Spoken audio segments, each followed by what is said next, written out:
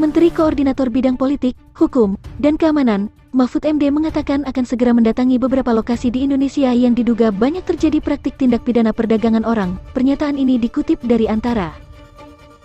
Menurut Mahfud, praktik perdagangan orang banyak terjadi di berbagai belahan dunia, dan dilakukan dengan cara yang jahat. Orang-orang dikirim ke luar negeri dan dijadikan budak. Bahkan jika di tengah perjalanan sakit, mereka ditenggelamkan atau dilempar ke laut. Kalau sakit dilempar ke laut, itu kasus seperti itu banyak di dunia ini, kata dia. Mahfud menjelaskan bahwa kasus perdagangan orang dengan modus semacam itu mulai muncul di Indonesia. Dan Indonesia mulai terjerat atau terjebak ke hal-hal seperti itu, di mana kejahatan perdagangan orang itu sudah mulai. Oleh sebab itu, ya kita tindak, ada undang-undangnya, ujar Mahfud menambahkan.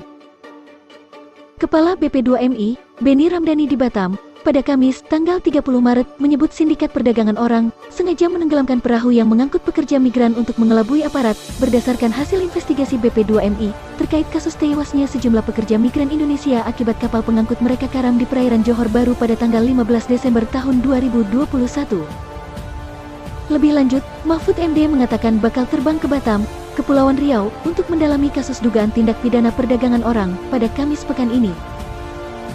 Saya besok Kamis mau ke Batam, mau menindak ini, kasus dugaan perdagangan orang, kata Mahfud dalam ceramahnya di Masjid UGM, Sleman, Yogyakarta, Minggu, tanggal 2 April, malam. Mahfud menyebut, ada pihak yang memberikan paspor gratis kepada masyarakat yang hendak bekerja di luar negeri. Menurutnya, sebagian besar mereka bekerja di kapal, namun tak digaji. Karena ada pusat-pusat di mana orang itu diberi paspor gratisan lalu dikirim ke luar negeri, kerja di kapal-kapal, kerja di luar negeri, nggak digaji, kalau meninggal dibuang di laut, nggak digaji, disiksa, ujarnya. Sebelumnya, Mahfud MD mengungkap dugaan kesengajaan penenggelaman kapal pekerja migran Indonesia, berdasarkan laporan Badan Pelindungan Pekerja Migran Indonesia.